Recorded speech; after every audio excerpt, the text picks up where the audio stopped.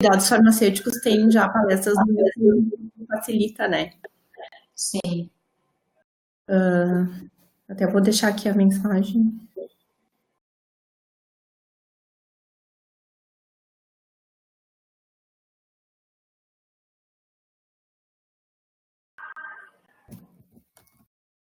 Agora que eu vi que, acho que o Nelson falou que bloqueou as outras câmeras para não ficar ao mesmo Aparecendo. tempo.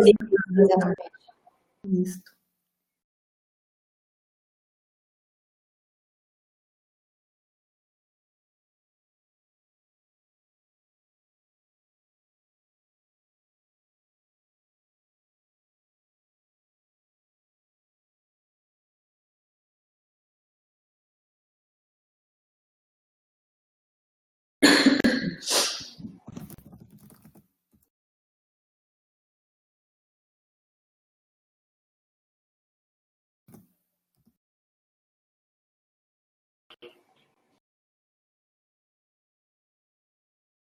Bom, então acho que a gente pode ir começando, né? Sim.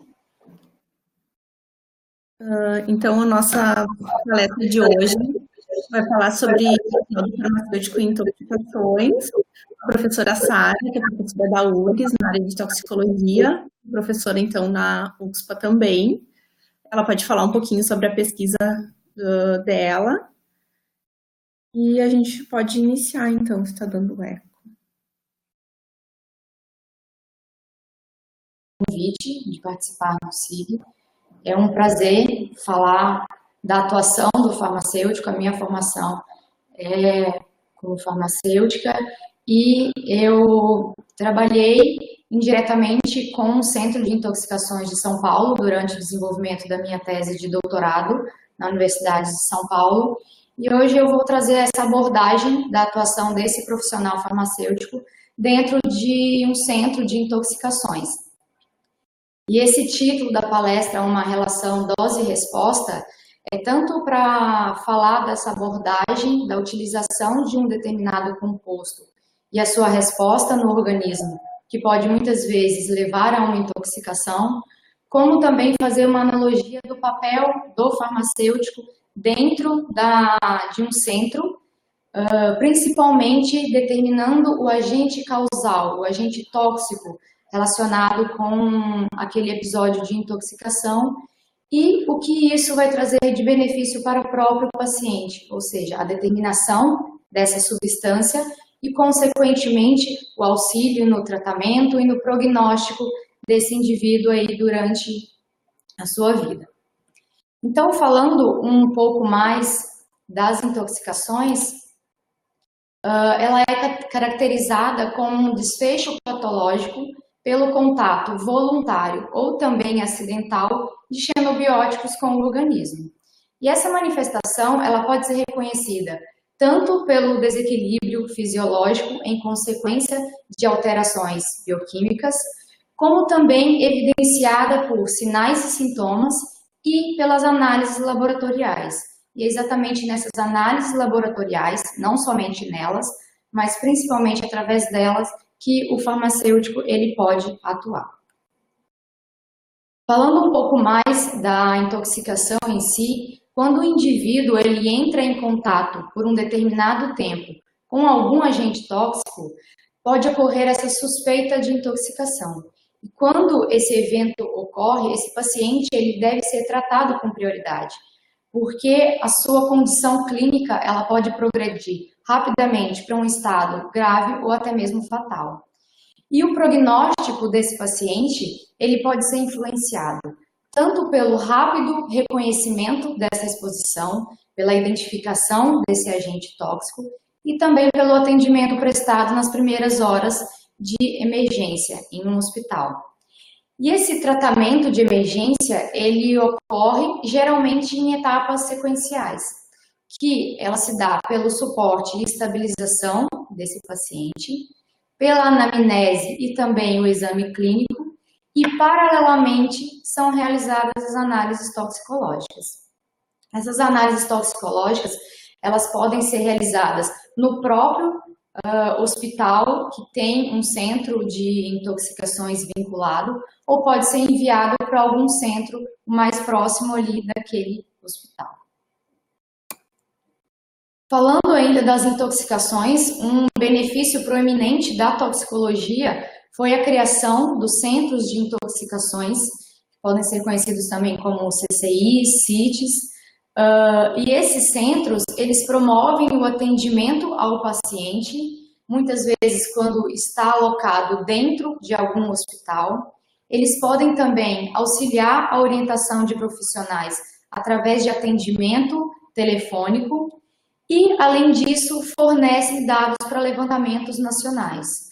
Falando dos levantamentos nacionais, de acordo com o SINAM, que é o Sistema de Informação de Notificação de Agravos, durante 2014 e 2017, foram reportados aproximadamente 410 mil casos de intoxicações distribuídos em todas as unidades de federação. Aqui, levando em consideração, 48% dos casos aconteceram na região sudeste e aproximadamente 22,9% dos casos na região nordeste. Estratificando um pouco mais esses casos de intoxicação, os principais agentes tóxicos, as classes de agentes tóxicos relacionados com essas intoxicações estão as drogas de abuso, os agrotóxicos, envolve os praguicidas, carbamatos, organofosforados, entre outros, e principalmente os medicamentos. Dentre dos medicamentos se destacam os benzodiazepínicos, os anticonvulsivantes, antidepressivos e analgésicos. Esses são os principais, mas não somente eles. Então, aí, falando um pouco mais, eu vou voltar a palestra um pouco mais para os medicamentos, a importância do uso racional desse medicamento. A gente tem divulgado aí diversos casos de intoxicação medicamentosa. Então, aqui são alguns relatos do Centro de Intoxicação de Campinas, falando dessa principal causa de intoxicações envolvendo os medicamentos, e também uma reportagem aqui do Rio Grande do Sul, que relata também esse aumento das intoxicações por esse grupo de compostos. E aí vem a importância de falar dessa classe de compostos para a nossa sociedade. É importante falar dessa relação aí do uso de medicamentos. É inquestionável os benefícios que os medicamentos trazem para a nossa sociedade, prolongando a qualidade, melhorando a qualidade de vida, prolongando o tempo de vida, auxiliando aí no tratamento de diversas patologias. Só que essa utilização, ela tem que ser sempre realizada de forma racional para então evitar essas intoxicações. Falando um pouco do mercado de medicamento, os Estados Unidos, eles são os maiores consumidores do mercado mundial, e os países emergentes, eles ficaram entre os 9 dos top 20 no ranking, sendo que a China, em 2011, ocupava a terceira posição, já em 2016, ocupou a segunda posição no ranking, e o Brasil, em 2016, ocupava a oitava posição. E entre os em 5 anos, né, entre 2011 e 2016, o Brasil, da 10ª posição, ele saltou para a oitava posição no ranking mundial. E estipula-se que em 2021 o Brasil ocupe a 5ª posição nesse mercado, trazendo então essa importância de se avaliar esse uso racional desses medicamentos na nossa sociedade. Então, alguns fatores eles devem ser considerados quando a gente fala dessa utilização, e eles são extremamente importantes, principalmente quando você tem a verificação dos efeitos nocivos, decorrente principalmente do uso não médico e não terapêutico dos fármacos, e aí a gente relaciona esse uso não médico a um fármaco obtido por prescrição, mas que é utilizado de maneira diferente a essa prescrição, ou até mesmo utilizado sem nenhuma prescrição médica. E isso pode ocasionar alguns danos para o indivíduo e para a sociedade. Então, quando a gente fala dessas questões que devem ser consideradas, principalmente como farmacêuticos, como toxicologistas, é necessário ter essa abordagem da toxicocinética desses medicamentos e também da toxicodinâmica, e isso pode estar relacionado diretamente com os aspectos clínicos e forenses. Então, o farmacêutico, ele atua diretamente nessas questões, todas essas questões de metabolismo e biotransformação e ação dessas substâncias também no nosso organismo, e tendo um respaldo clínico quando ocorre uma intoxicação, ou até mesmo esse indivíduo vem a óbito e você tem alguma questão legal relacionada com essas intoxicações. Então, isso é sempre muito importante considerar. Falando um pouco mais da abordagem e do diagnóstico e tratamento dessas intoxicações, elas são divididas basicamente em 3 etapas. A primeira etapa, que é uma abordagem emergencial, que é onde ocorre uma avaliação clínica e um tratamento inicial. Levando em consideração que esse tratamento, muitas vezes, ele não é um tratamento farmacológico, ele é um tratamento de suporte, é estabilizar os sinais vitais daquele indivíduo. E é onde se localiza a fase em que as situações de riscos, elas são identificadas e prontamente corrigidas quando possível.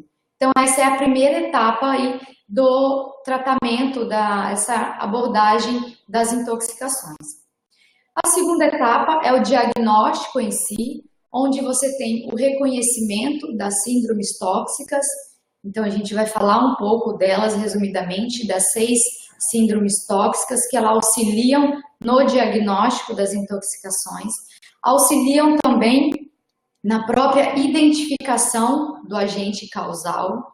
Isso é muito importante para o farmacêutico, porque vai dar um direcionamento durante as análises toxicológicas.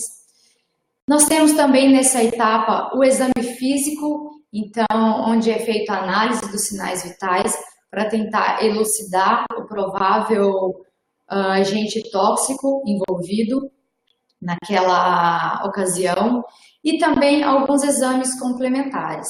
É nessa etapa B, principalmente na identificação do agente causal e também nesses exames complementares, que o farmacêutico ele atua diretamente. Não necessariamente só nessa etapa, ele pode atuar em todas as etapas do atendimento a esse paciente, mas principalmente na questão do diagnóstico, auxiliando nesse diagnóstico.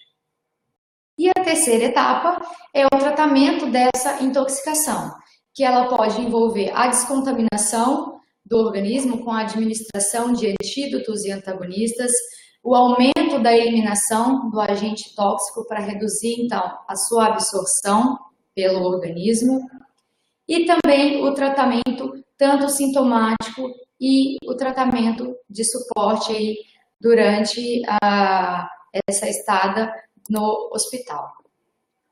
Então, a primeira etapa, que é essa abordagem emergencial, ela é basicamente feita através da avaliação clínica e um tratamento inicial.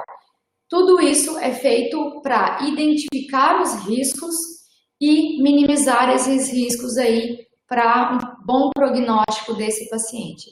Então, o objetivo principal é a identificação, nesse momento, desses possíveis riscos, e esse tratamento inicial, eles têm uma sequência de prioridades, que é manter os sinais vitais.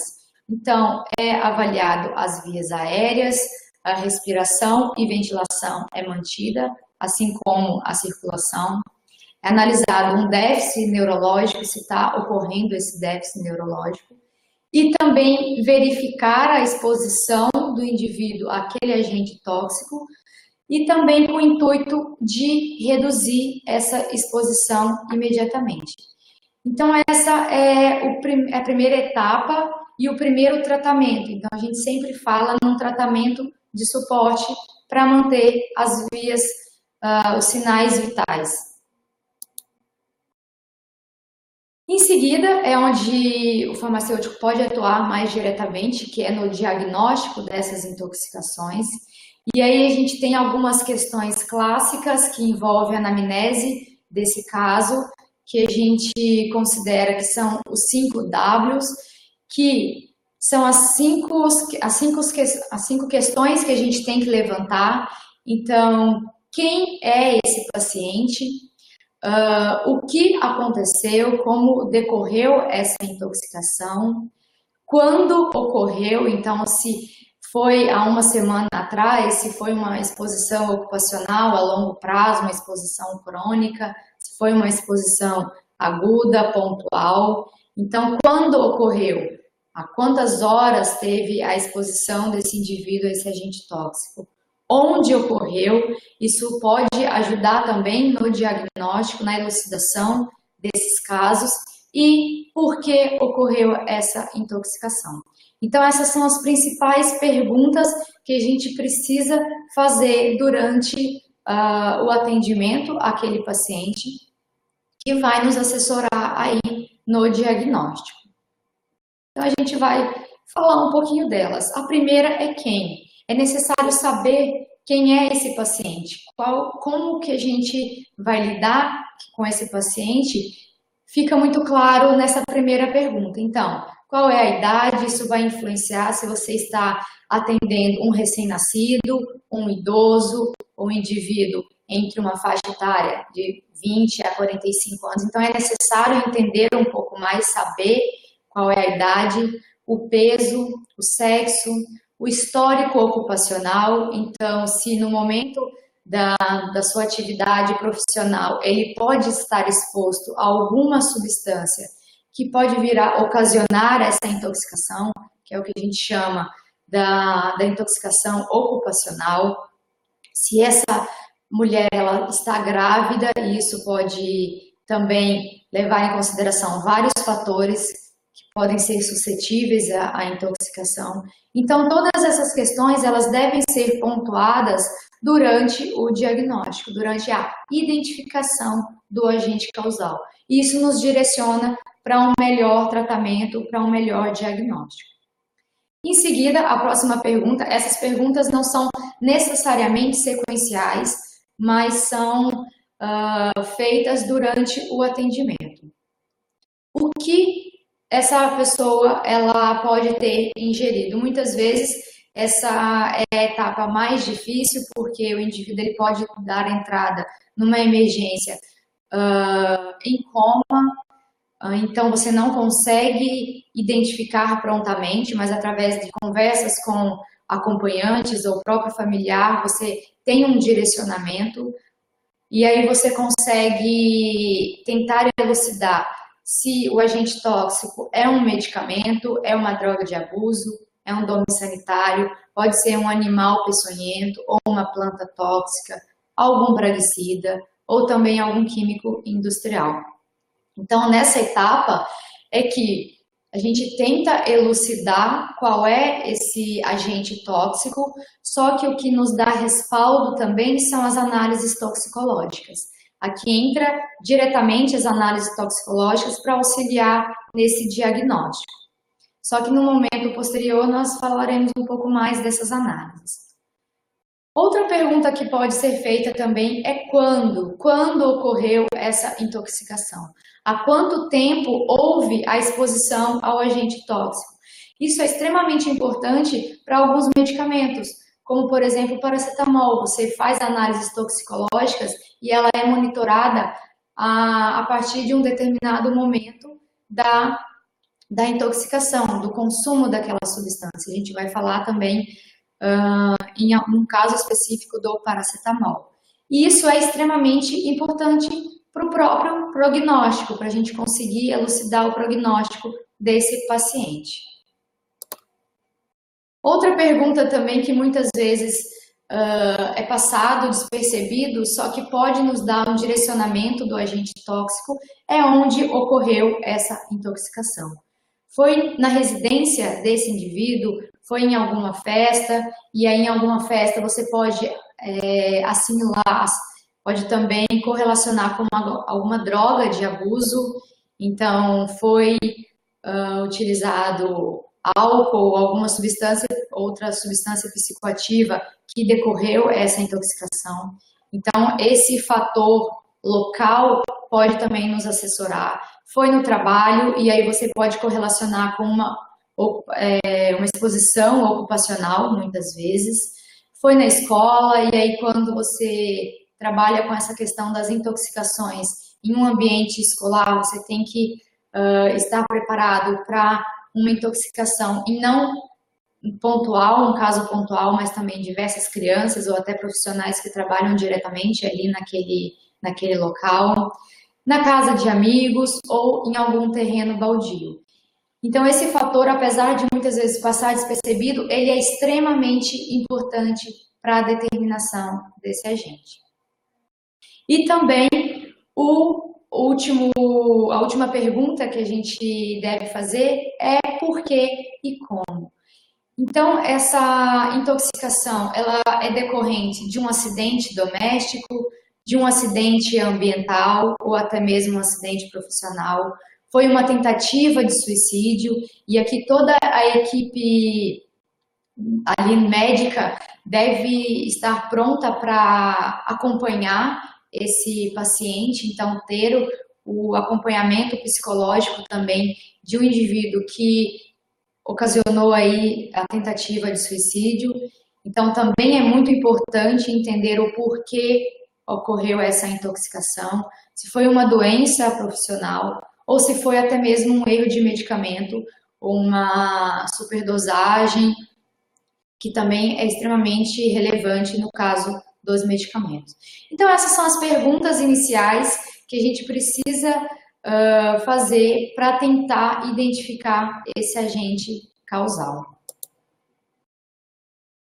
E aí, falando também dentro do diagnóstico, a elucidação dessas síndromes tóxicas, a gente não vai entrar em cada uma, falando de cada uma síndrome tóxica, mas as principais são a síndrome colinérgica, que ocorre principalmente pela exposição a carbamatos e organofosforados, esses praguicidas, as síndromes anticolinérgicas, serotoninérgica, síndromes extrapiramidal, síndromes adenérgicas, que está envolvida, por exemplo, do uso de algumas drogas de abuso, principalmente cocaína e as anfetaminas, as síndromes sedativas e hipnóticas, aqui está correlacionado com a utilização de alguns benzodiazepínicos, assim como alguns analgésicos, opioides, que pode também promover essa síndrome sedativa e hipnótica.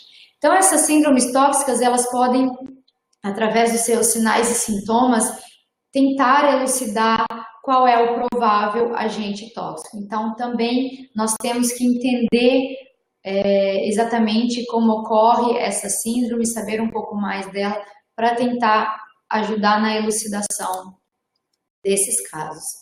E aí, o que mais o farmacêutico pode atuar diretamente? Então, como eu falei anteriormente, não necessariamente só nessa etapa de análises toxicológicas, ele pode atuar em todo o atendimento ao paciente intoxicado, mas aqui é a nossa expertise, que é o diagnóstico laboratorial em si. Quando a gente fala desse diagnóstico laboratorial, a gente utiliza as análises toxicológicas para diagnosticar ou confirmar uma suspeita de algum agente exógeno, para excluir outra patologia ou até mesmo outro diagnóstico, para fornecer uma informação que vai auxiliar no prognóstico desse paciente, ou seja, avaliar essa gravidade da intoxicação, isso também é muito importante durante esse episódio, para indicar e orientar a intervenção terapêutica, a intervenção farmacológica durante o tratamento daquele paciente, e também rastrear a comorbidade. Então, esses são os principais objetivos do diagnóstico laboratorial, que é feito por intermédio das análises toxicológicas. Falando um pouco mais das análises toxicológicas em si, é aqui que a gente vai explorar um pouco mais essa palestra, que é dessa análise toxicológica. Como eu falei anteriormente, ela é feita paralelamente ao tratamento ali daquela intoxicação. Você, ao mesmo tempo que mantém os sinais vitais, é coletado muitas vezes o sangue e a urina, que são as principais matrizes biológicas nesse caso, e essa análise ela é feita paralelamente. Então, desta forma, como ela é utilizada de forma paralela, no momento inicial da intoxicação, ela não é muito utilizada. Por quê? O tratamento inicial, como eu disse anteriormente, é para manter os sinais vitais. Mas ela é utilizada de forma sequencial. Então, ela é muito útil na manutenção e na intervenção do tratamento específico. Então, principalmente nesse fator aqui dessa manutenção e tratamento farmacológico. Além disso, ela vai predizer a evolução da sua intoxicação, através, por exemplo, da quantificação daquele fármaco ou daquela droga de abuso ou praguicida na sua amostra biológica. Também pode-se avaliar a necessidade ou não de antídotos, isso é feito através das análises toxicológicas e ela vai te dar um respaldo para a indicação desses antídotos. E essencial também nas suspeitas de tentativa de suicídio, homicídio, assalto, abuso infantil, exposição ocupacional, exposição materno-fetal. Então, em vários casos também, principalmente alguns casos que têm um respaldo forense, um respaldo legal, ela é extremamente importante. E aí, quando a gente fala das análises toxicológicas em si, elas são divididas em análise qualitativa e das análises quantitativas, que a gente vai falar um pouco mais. Só que antes da gente falar das análises em si, a gente precisa entender qual é o material biológico que a gente vai utilizar. As principais matrizes, ou as principais amostras biológicas utilizadas em um setor clínico, em uma abordagem toxicológica clínica, são o sangue e a urina. Essas são as duas principais matrizes de escolha para o atendimento ao paciente intoxicado. Mas pode ser utilizado também o fluido oral, a saliva, e o conteúdo gástrico. Quando a gente fala de conteúdo gástrico, principalmente a exposição a praguicidas, ao carbamato, ao dicarb, por exemplo, ela é extremamente relevante. Então, essas são as principais. Podemos também utilizar amostras de leite para avaliar a exposição daquele recém-nascido através do leite materno. Então, isso é feito também na toxicologia clínica. A gente pode ter essa abordagem da exposição ao recém-nascido, tanto por via placentária, como também pela exposição através do leite materno. As análises toxicológicas, elas também podem ser realizadas através do suor. Então, é sim possível determinar alguns agentes tóxicos através da análise de suor. Isso não é tão aplicado na abordagem clínica, mas um pouco mais forense, e também no esporte, na dopagem no esporte, mas em alguns casos específicos pode ser utilizado na toxicologia clínica, na toxicologia de emergência. O cabelo e a unha, elas são matrizes biológicas que são utilizadas para avaliar a exposição crônica ao longo do tempo a algum agente tóxico. Então, elas são extremamente importantes quando nós temos uma abordagem da exposição ocupacional. Então, numa exposição ocupacional ao longo prazo, essas são as duas principais matrizes de escolha. Mas, de forma geral, nós sempre trabalhamos mais com o sangue e com a urina. Então, as análises toxicológicas, elas são realizadas nessas duas matrizes. Só que é necessário pontuar também que essas amostras biológicas, elas estão distribuídas no nosso organismo e vários fatores podem modular essa disposição dessas substâncias no organismo.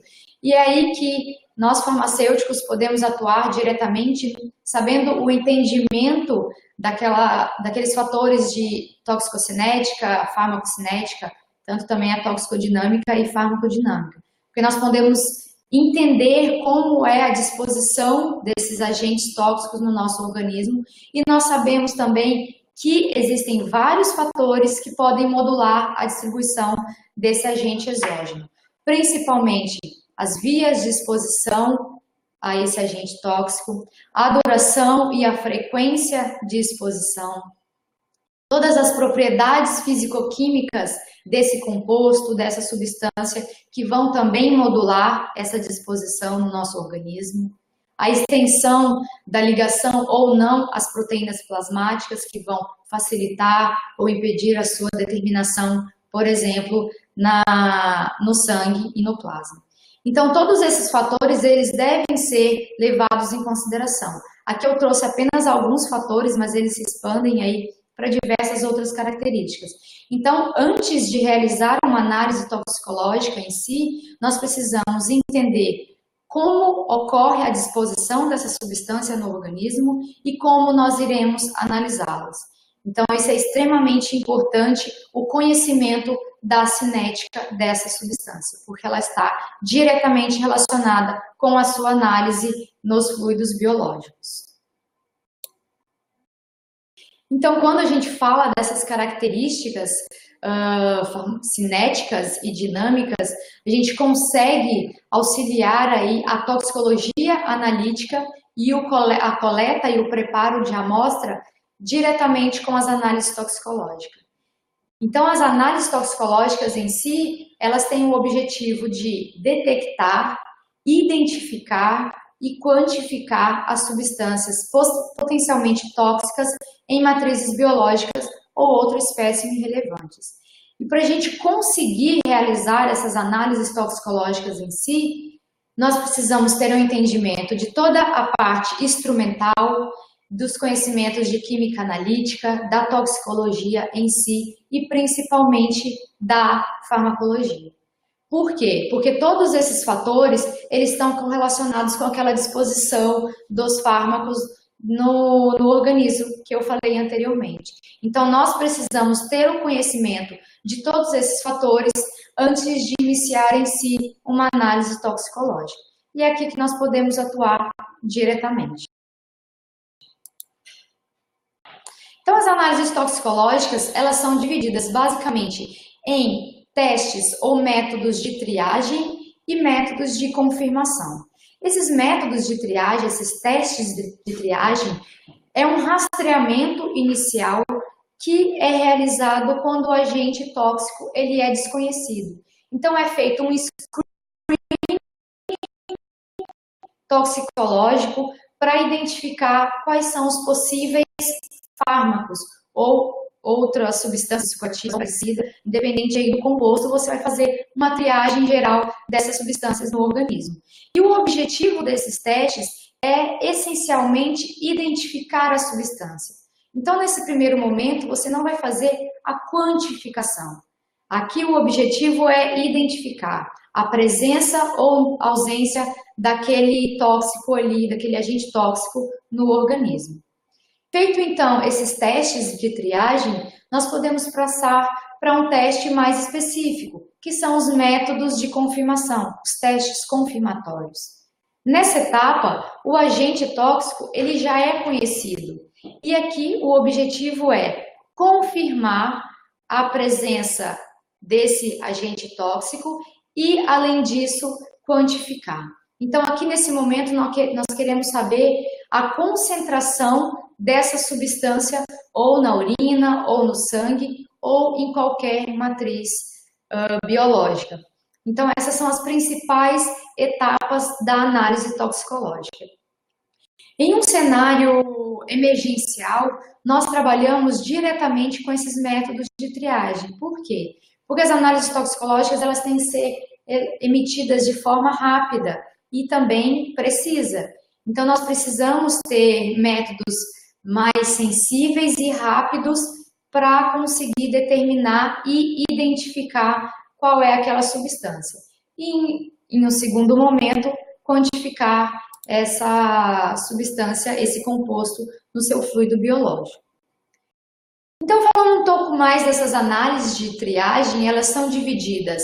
Elas podem ser realizadas, na verdade, através de imunoensaios, através de testes colorimétricos e também através de cromatografia.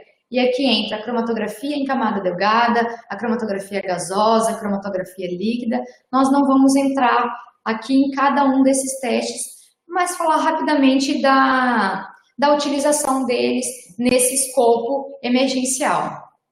Então, falando um pouco desses imunoensaios, geralmente a gente utiliza a imunocromatografia, então eles são associados, esse imunoensaio são associados à cromatografia, então a gente utiliza esses testes rápidos, que é para essencialmente amostras de urina, onde a gente aplica essas amostras de urina nesses kits, que são kits comercializados, e aí você pode ter um resultado rápido, mas não é um resultado confirmatório. Como eu disse anteriormente, são testes de triagem. Eles vão indicar a presença ou ausência de substância. E nesses dispositivos distribuídos comercialmente, você pode analisar tanto droga de abusos, como também fármacos. Então aqui eu exemplifiquei um kit para cocaína, anfetamina, êxtase, opioides e THC, que é a substância presente na maconha. Só que esses kits também são disponíveis comercialmente para fármacos, então antidepressivos, benzodiazepínicos, barbitúricos e outros fármacos também podem ser analisados de forma de um screening toxicológico também para a urina. Então, quais são as vantagens desses imunoensaios, desses testes rápidos? Eles utilizam pouco volume de amostra, processa várias amostras em um mesmo momento, sem a necessidade de extração da amostra em si, mas quando a gente fala do processamento de várias amostras, nós estamos falando de sistemas automatizados, então você também tem a possibilidade de adquirir sistemas automatizados desses kits, desses ensaios imunoenzimáticos. A manipulação é relativamente simples, os resultados são rápidos e você tem uma alta sensibilidade. Só que nesse momento, quando a gente fala de alta sensibilidade, significa que você consegue detectar substâncias mesmo em concentrações relativamente baixas. Só que a principal desvantagem desses testes imunoenzimáticos é a especificidade e a seletividade. Eles não são direcionados para um único fármaco. E aqui pode ocorrer reações cruzadas e falso positivo. E também, principalmente, falso negativo. Então, quando você tem esses casos de falso positivo e falso negativo, há então a necessidade de uma análise confirmatória. Por isso, a gente sempre busca e ressalva essa questão de que esses testes rápidos, eles são apenas para predizer a sua resposta. Então, ele vai indicar a presença ou ausência. Mas, no caso da presença da substância, ela tem que ser confirmada por um teste mais específico e mais sensível e preciso. Então, aqui entre as desvantagens, então nós temos essa especificidade, a necessidade de aparelhos específicos quando você não utiliza esse dispositivo mais simples.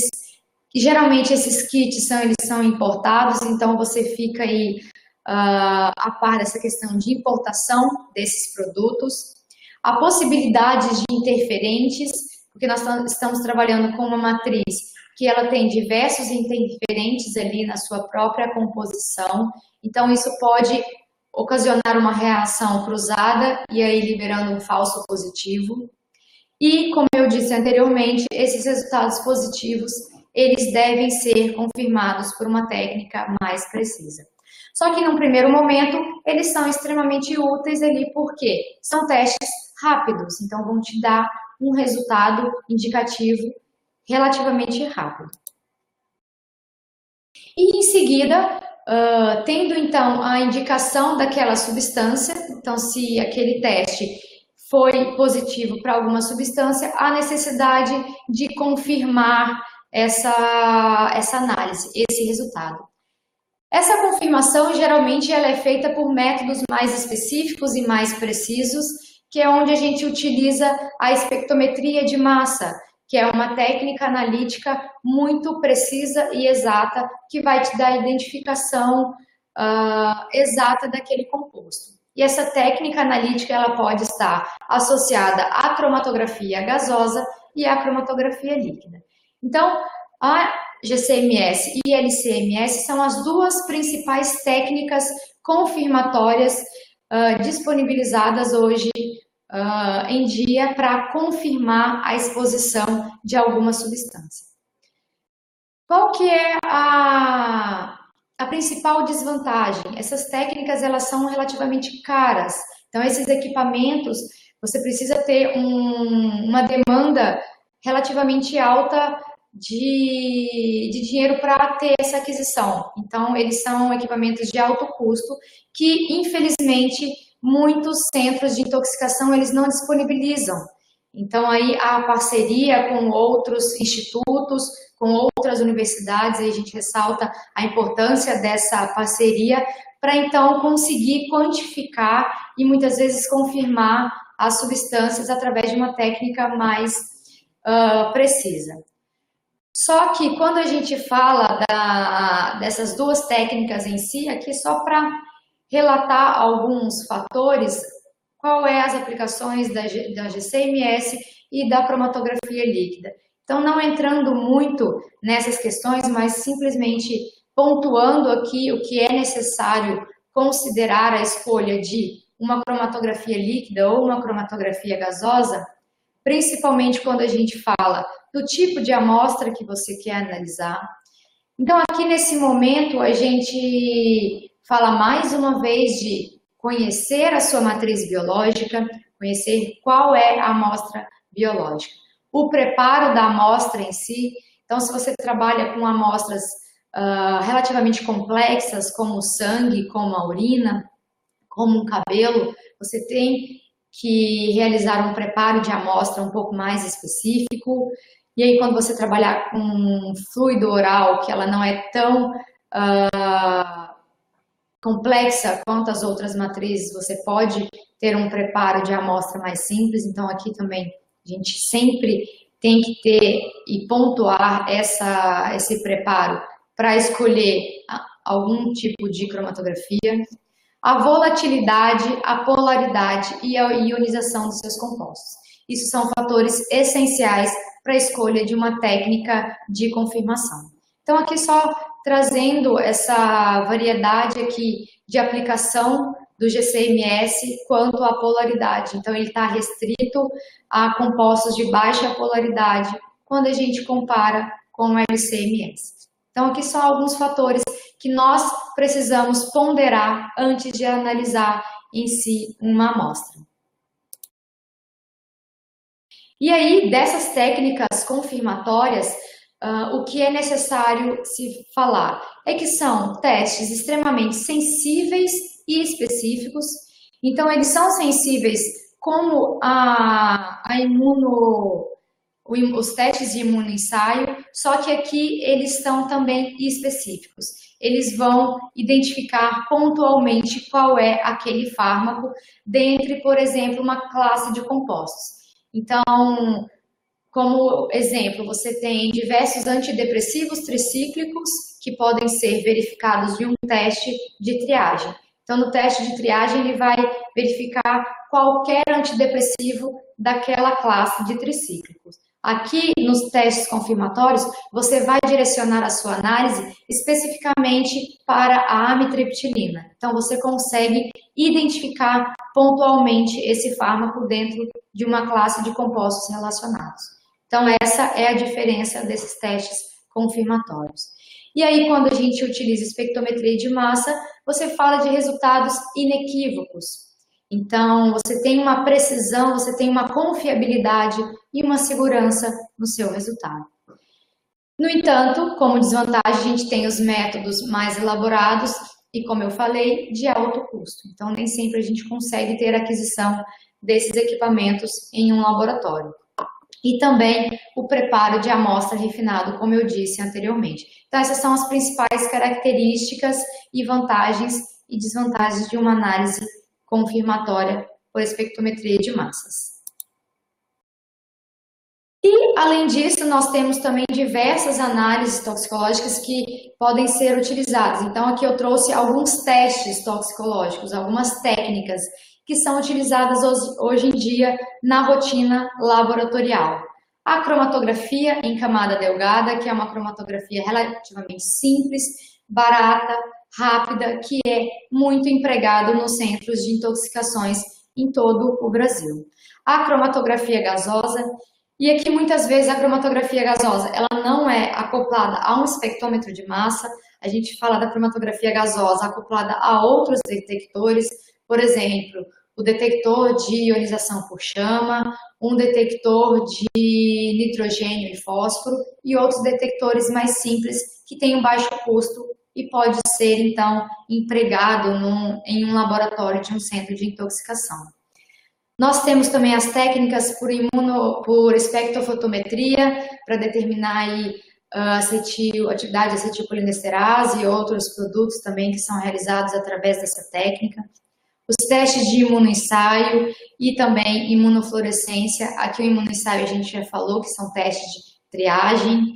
Então, também são os principais testes utilizados em um laboratório de emergência, são esses testes imunoensaio.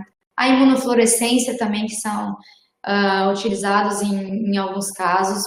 Aí aqui a cromatografia líquida de alta pressão, que é o HPLC, que assim, da mesma forma que a cromatografia gasosa não necessariamente pode estar acoplada a um espectrômetro de massa, nós temos a cromatografia líquida acoplada a detectores mais simples, como o detector UV ou detector de arranjo de diodos, que é o DAD, que também é um detector mais simples que pode ser adquirido para um laboratório. E as técnicas mais refinadas e de custo mais alto, que é a espectrometria de massas e a espectroscopia por absorção atômica, principalmente para identificar metais. Essas são as principais técnicas utilizadas, então, nesse cenário, né, toxicológico, de toxicologia clínica. Aqui eu trouxe um exemplo do paracetamol e da importância de quantificar e identificar esse fármaco em uma matriz biológica. Então, só relembrando aí a cinética do paracetamol. Então, ele é um fármaco que, após a absorção e distribuição, ele é biotransformado pelo fígado e conjugado com grupos glicuronídeos e sulfônicos para ser eliminado de forma inalterada na urina. Então, ele é inalterado através da glicerinização e sulfatação. Só que isso ocorre em torno de 80% a 90% da biotransformação. Ela ocorre na fase 2 da biotransformação. Só que cerca de 10% dessa biotransformação pode ser realizada em fase 1 através da oxidação, principalmente pela P450. E aí você tem a oxidação desse fármaco a compostos intermediários reativos, principalmente o NAPIC. Normalmente, esses compostos intermediários reativos, eles são inativados pela glutationa. E aí, eles são inativados com a glutationa e eliminado também na urina.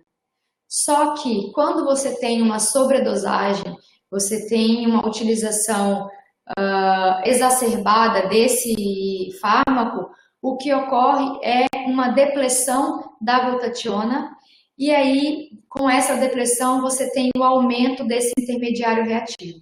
E é exatamente esse intermediário reativo que vai ocasionar toda a hepatotoxicidade desse fármaco.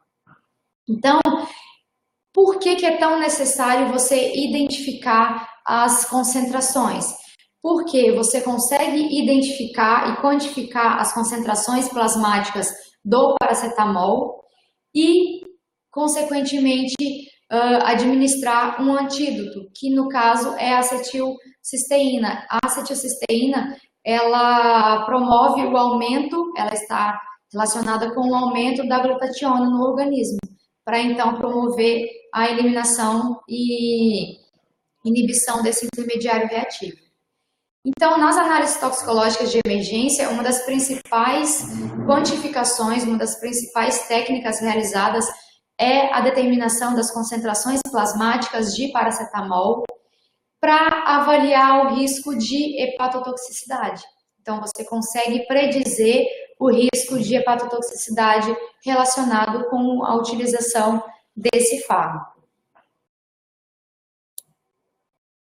Outro exemplo também de análise toxicológica muito realizada em um centro, que é uma técnica extremamente simples, rápida e precisa, que é a extração por headspace, para determinar as concentrações de álcool. Então, para realizar a alcoolemia, você pode utilizar essa técnica, que ela é relativamente simples, que ela é feita em sangue, então coleta-se aproximadamente 500 microlitros a 1 ml de sangue. Essa amostra ela é então incubada por um determinado tempo, a uma determinada temperatura, e há então o equilíbrio entre o etanol na fase aquosa e na fase líquida e na fase gasosa. Você então recolhe essa fase gasosa e então injeta em um sistema, por exemplo, de cromatografia gasosa acoplada a um detector de ionização por chama. Essa técnica é relativamente simples e é muito utilizada nos centros de intoxicação para determinar então a concentração de etanol e metanol e outros compostos voláteis no sangue. Então, ela é relativamente simples e também de baixo custo, que pode ser empregada aí em qualquer centro de intoxicação para auxiliar o diagnóstico de uma intoxicação por algum composto volátil. E além disso, além dessas técnicas de triagens, técnicas confirmatórias aí que você aplica diretamente às análises toxicológicas, nós temos alguns exames laboratoriais que são realizados também de forma paralela, que é o hemograma, prova de coagulação, glicemia e função renal e hepática. Então, esses exames eles também vão auxiliar no diagnóstico e na elucidação do agente causal. Então, elas também podem ser realizadas aí nesse contexto emergencial. Mas o que eu gostaria de trazer e ressaltar aqui hoje é que nós temos que pontuar e considerar diversos fatores, principalmente 3 fatores que estão relacionados com essa atuação.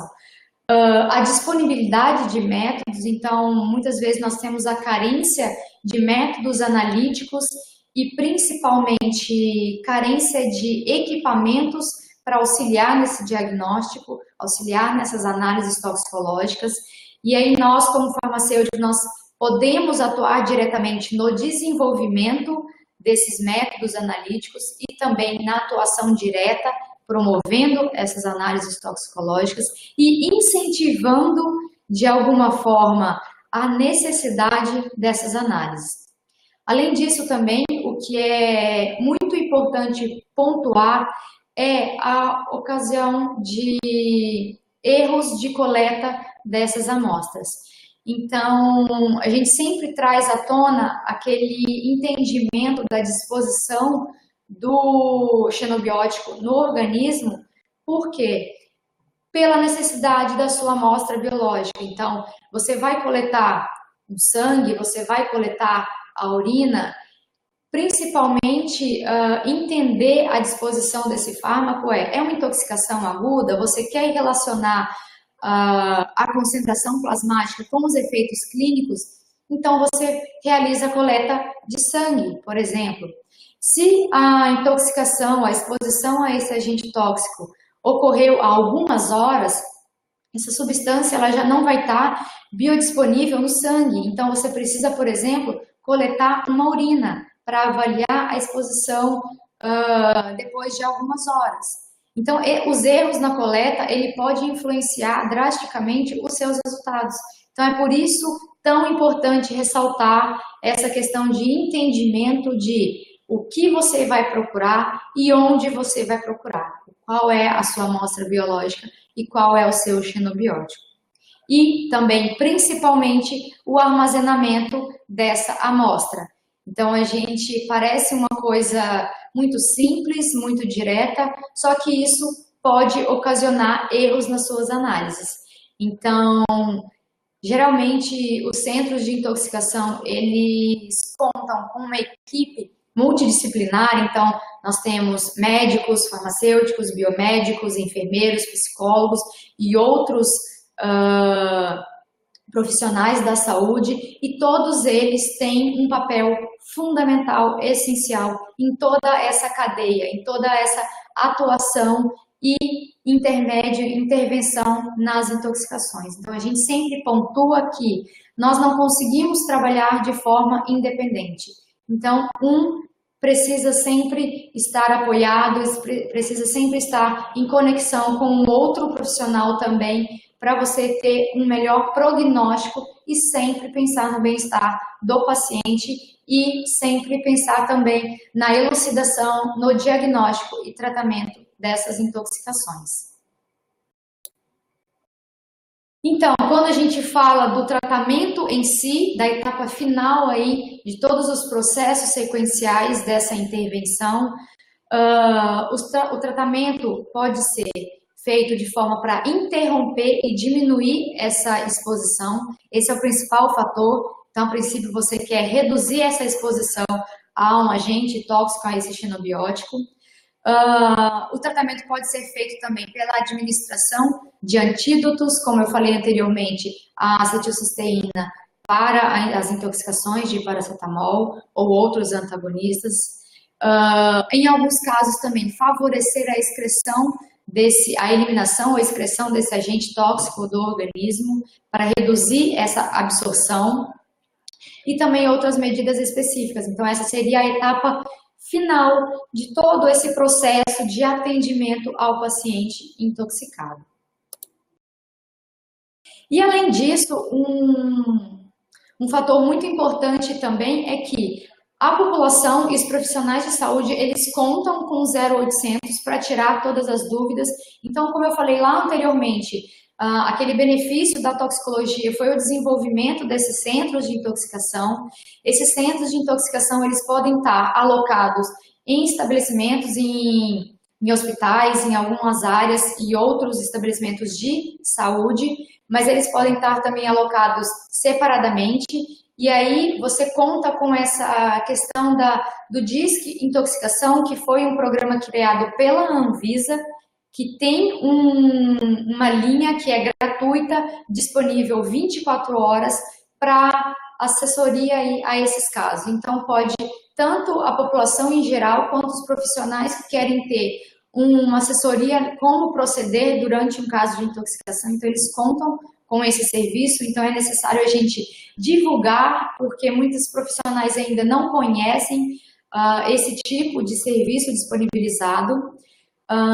Existem 36 centros de intoxicação distribuídos pelas unidades da federação, e eles estão preparados para receber ligações de longa distância, 24 horas por dia, 7 dias por semana, durante todo o ano. Então, como eu falei anteriormente, esses centros, eles dispõem de uma equipe multidisciplinar que vai atuar de forma a auxiliar nessas intervenções das intoxicações e vão orientar e muitas vezes encaminhar aquele paciente ou encaminhar até as amostras para alguma análise toxicológica um pouco mais direcionada. Então, com esse serviço, tanto o profissional de saúde pode, em uma emergência, saber como proceder com um paciente intoxicado, quanto uma pessoa leiga pode buscar informações sobre qualquer tipo de intoxicação. O número 0800 ele deve ser informado em rótulos e bulas de produtos regulados pela agência, pela Anvisa, e em avisos indicativos de hospitais, laboratórios e clínicas. Então, isso é uma resolução da Anvisa que estipula essa orientação e esse direcionamento para ligar para o 0800 em qualquer caso de suspeita e dúvida relacionada às intoxicações. Então, isso não só nós como farmacêuticos ou qualquer profissional da saúde, é importante divulgar esse programa que é disponível gratuitamente para toda a população do nosso país. E aí, para finalizar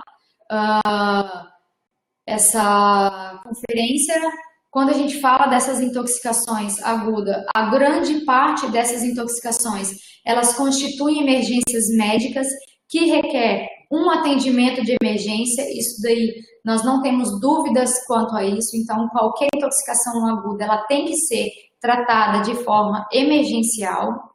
E para cada tipo de intoxicação existe uma norma, um protocolo e um procedimento específico de atendimento e tratamento. Isso tudo nós contamos com esses centros, com esses profissionais que são extremamente qualificados para promover essa função de atender essas intoxicações. E ressaltando, e aqui é o que a gente fecha também a apresentação, é que na toxicologia clínica a premissa é tratar o paciente e não agente tóxico. Então, como eu falei várias vezes durante a apresentação, as análises toxicológicas, elas são essenciais? Sim, mas elas são feitas de forma paralela ao tratamento. Então, ao atendimento a esse paciente, porque a prioridade é tratar o paciente e não o agente tóxico. Então, a gente sempre quer, de uma forma geral, um bom prognóstico para esse indivíduo que foi exposto a um agente tóxico. Então, essa é a nossa premissa na toxicologia clínica. A nossa prioridade é sempre tratar o paciente. Então, eu gostaria de agradecer mais uma vez essa oportunidade. Estou aberta aí a dúvidas, perguntas e qualquer questionamento e comentários. Mais uma vez, muito obrigada a todos vocês que acompanharam essa conferência.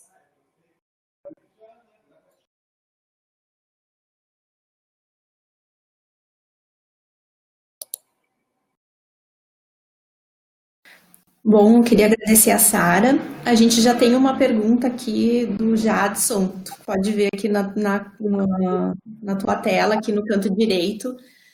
Se tu puder responder, pode falar ou escrever. Eu acho que falar fica mais fácil, né? Se alguém tem mais alguma pergunta, pode colocar também. Eu vou ler aqui a pergunta. Em uma farmácia comunitária, chega um determinado paciente ou cliente que relata sinais e sintomas subjetivos de uma intoxicação. Quais são os dados essenciais que devem ser coletados para um encaminhamento ao serviço hospitalar, consequentemente ao profissional médico para avaliação da condição clínica do paciente? Muito interessante a pergunta e eu acredito que isso ocorra com uma certa frequência. Então, assim, o que é essencial quando você vai encaminhar algum paciente para um setor de emergência, para qualquer setor hospitalar, é você coletar informações principalmente relacionadas ao agente tóxico. Porque quando esse indivíduo ele dá entrada a um setor de emergência, como eu falei, o tratamento ele é pontual ali para manter os sinais vitais e aí, paralelamente, a gente vai tentar identificar o agente tóxico para direcionar esse tratamento. Se esse paciente ele já dá entrada com um histórico, qual é o provável fármaco, qual é o provável tóxico, você já consegue direcionar imediatamente esse protocolo de atendimento. Então, nesse momento de atendimento ali numa farmácia, que o paciente ele relata esses sintomas, então é importante você registrar de alguma forma ou até nesse momento entrar em contato com por aquele 0800 com algum centro, porque ele vai ser, essas suas ligações são direcionadas para o centro mais próximo e aí você passar informações como aquelas perguntas que eu falei lá anteriormente, se o paciente é um homem, é uma mulher, se essa mulher está grávida, qual é o sintoma, os sinais e sintomas que esse paciente está relatando e, principalmente, se ele relatou o uso de alguma substância. Então, por exemplo, ele fala, eu faço o tratamento com um determinado antidepressivo. Então, você reportar de alguma forma esse medicamento. Por quê? Quando essas ligações são realizadas, esse atendimento recebido pelos centros, eles são registrados. E aí você consegue, em determinado momento, rastrear essas ligações. Então, todas as ligações, elas são identificadas, elas são monitoradas e registradas. Então, a partir desse momento que você faz essa ligação e encaminha esse paciente para um setor de emergência, ao dar entrada no setor de emergência, o próprio hospital pode entrar novamente em contato com os centros e aí trocar essas informações para auxiliar na identificação e no atendimento a esse paciente. Então, é extremamente importante você identificar e tentar coletar aí o maior número de informações, principalmente relacionado ao agente tóxico.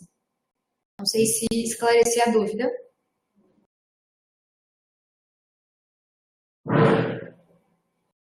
Aí teve uma outra pergunta que é: trabalho em um hospital materno-infantil em Porto Alegre. Você tem alguma recomendação em especial voltada aos pacientes pediátricos ou alguma experiência? Durante o meu trabalho de doutorado, durante a minha tese, eu acompanhei esse centro de intoxicações lá em São Paulo e, em paralelo, a gente fazia uma pesquisa também para monitorar mães usuárias de substâncias psicoativas, principalmente cocaína e maconha, e acompanhava também os recém-nascidos para avaliar tanto nas amostras de urina e sangue desse recém-nascido, mas principalmente na análise de leite dessa mãe, para verificar a exposição através do leite materno. Então, isso é uma questão a ser discutida. Eu acho que não dá para a gente entrar hoje nessa discussão de manter a amamentação para essas crianças, só que é extremamente importante monitorar, sim, os pacientes pediátricos. Então, assim, eu não consigo te falar de alguma experiência geral, mas eu trabalhei diretamente com essa experiência de você acompanhar mães usuárias de algumas drogas e monitorar, sim, esses pacientes pediátricos ao longo do desenvolvimento, principalmente nos primeiros meses, e tentar monitorar principalmente sangue e urina desses recém-nascidos para verificar, por exemplo, a abstinência. Então, muitos deles já nascem com síndrome de abstinência, porque ficaram expostos durante toda a gestação a uma determinada substância psicoativa.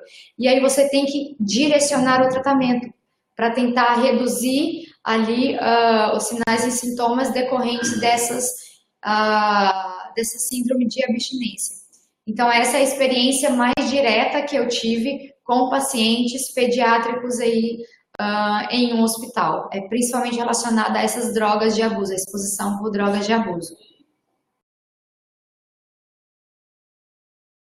Então, essas análises em leite materno, geralmente no Centro de Intoxicações de São Paulo, elas eram realizadas em parceria com o Laboratório de Análises Toxicológicas da USP, mas da mesma forma que foi realizada essa parceria entre hospital e universidades e laboratórios em São Paulo, isso pode ser feito em qualquer centro, porque quando você não dispõe de análises específicas, de análises toxicológicas específicas no hospital, a equipe ali do centro, ou a própria equipe médica do hospital, ela pode entrar em contato, sim, com universidades. Aqui a gente tem a parceria entre a Santa Casa e outros hospitais com a Universidade de Ciências da Saúde aqui de Porto Alegre, que é a UFSPA, para realizar essas análises um pouco mais específicas. Então, a gente consegue, sim, através dessas parcerias, dessas instituições, realizar essas análises toxicológicas em matrizes biológicas mais complexas. Então, a gente consegue, sim, fazer essas análises. A outra pergunta é: as emergências, de forma geral, conseguem realizar as análises toxicológicas? Geralmente, elas conseguem realizar, principalmente quando estão vinculadas ao centro de intoxicações alocados naquele hospital. Então, isso é uma facilidade. Ou até mesmo se você tem uma equipe direcionada para essas análises. Geralmente, as análises toxicológicas realizadas por essas emergências é aquelas que eu falei, aqueles testes imunoensaios, principalmente utilizando os dispositivos comerciais, porque são testes simples, que você não tem um manuseio tão grande da sua amostra, então você utiliza a urina, é um teste comercial que você pode adquirir, e aí você pode realizar também outros testes, como cromatografia em camada delgada. Então, assim, esses são os principais testes realizados nas emergências, principalmente esses imunoensaios.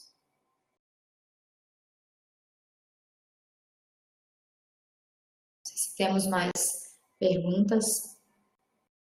Agora o espaço está aberto para perguntas, se alguém tem mais alguma dúvida. Eu coloquei várias perguntas porque eu não trabalho na área de análises e então acho bem interessante assim esclarecer. Está disponível. Eu não sei se passou alguma pergunta aqui que eu não consegui acompanhar também, mas aí, Karen, se você puder também me auxiliar, mas eu acredito que eu... Não, eu acredito que sejam essas aqui que estavam aparecendo aqui ao lado. Uma também. Ou algum comentário, alguma experiência também podem ficar à disposição.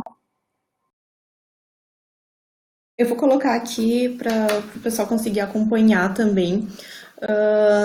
As notificações, tu falaste bem no início, a gente sempre trabalha com a ideia de subnotificação, porque muitas vezes não se consegue identificar, será que essas notificações são fidedignas, assim, esse número, será que tem subnotificação sobre intoxicação intencional, acidental? Não sei se tu tem alguma coisa, algum dado sobre isso. Sim, os centros de intoxicações, hoje em dia, essas notificações de intoxicação, elas são de forma compulsória. Então, os profissionais da saúde, eles precisam reportar esse tipo de intoxicação para os centros ou de alguma forma através de banco de dados. E esses centros de intoxicações, eles fornecem esses atendimentos, esse banco de dados para o SINAM, e é o SINAM que faz esse levantamento. Só que, infelizmente, muitas vezes, a intoxicação em si, ela não é reconhecida. Então, se você não tem o reconhecimento da intoxicação, você não tem, então, o registro. Então, sim, esses números, apesar de ser relativamente alto, eles são, sim, subnotificados. Então, alguns casos, na verdade, muitos casos, principalmente em determinadas regiões, que não tem tantos centros disponíveis no estado, pode ocorrer essa subnotificação. Mas essa subnotificação principalmente ocorre pela essa falta de reconhecimento em si dessa notificação. E aí a importância também que a gente sempre traz à tona do trabalho conjunto de diversos profissionais. Porque quando eles atuam de forma integrada, você tem uma facilidade nesse reconhecimento. Sim, é extremamente você identificar a intoxicação. Quando eu falo em identificar, é não simplesmente comprovar, mas a partir do momento que você tem essa suspeita de intoxicação, você já pode reportar, sim, como uma suspeita. Por quê? Durante o atendimento telefônico, então, o sistema de notificação de agravos, ele tem um item que é intoxicação exógena. E na ficha de avaliação para intoxicação exógena, você tem todas aquelas questões que os centros eles vão preencher, e uma delas é a evolução final, a identificação final. Se foi avaliado como uma intoxicação ou se não era uma intoxicação. Mas a ideia é, no momento que você tem a suspeita de uma intoxicação, você já pode entrar em contato, você pode reportar. Porque aí você pode avaliar todo o paciente e no final do tratamento, no final dessa avaliação, você pode concluir que não foi uma intoxicação. Mas, da mesma forma, é extremamente reportar isso. Essa suspeita é extremamente importante você reportar isso de alguma forma.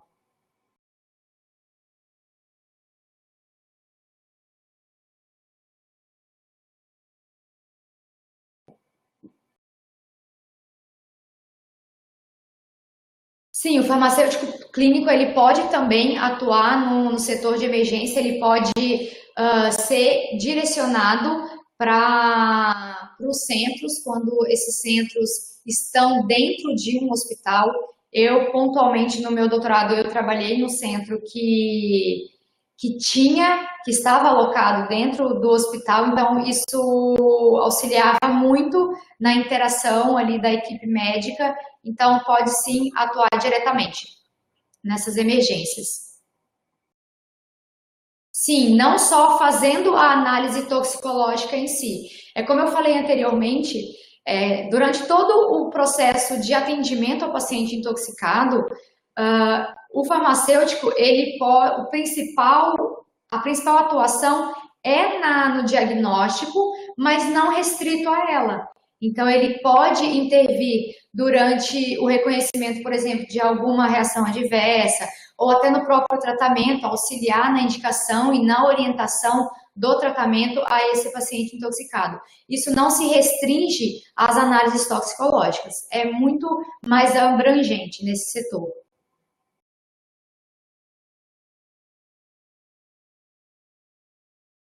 Aí a pergunta é sobre a videoaula, vai estar disponível no YouTube depois, né, para quem quiser acessar também. Eu acho que isso ocorre depois da finalização, né, da videoaula.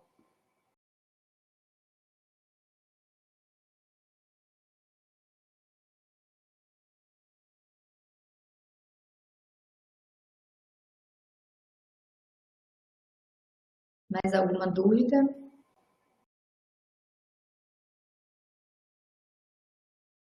Bom, então, essas só acho que foram as perguntas, né? A aula vai ficar disponível, então, nessa plataforma do SIG, ela fica disponível também para assistir depois. E agora tem o canal do YouTube, que o pessoal pode se inscrever no canal, vai receber notificações das novas palestras e pode assistir aquelas que já passaram. Ali o Nelson colocou o link, então, para todo mundo acessar. Queria mais uma vez agradecer a Sara pela disponibilidade, pelas ótimas informações. A gente percebe que o farmacêutico é muito versátil, pode atuar em muitas áreas, em muitas coisas diferentes. Foi muito interessante, então. Queria agradecer a participação de todos e no próximo mês, então, teremos mais uma palestra. Eu queria agradecer mais uma vez a Karen, a professora Karine também pelo convite. Eu deixo o meu e-mail, saraverne@ufixpa.edu.br, para disposição. Quem quiser tirar alguma dúvida também, entrar em contato, eu estou à disposição para qualquer questionamento. Mais uma vez, muito obrigada a todos também que participaram. Um bom dia, um bom fim de semana. Bom dia a todos, então, até o próximo mês, na próxima palestra.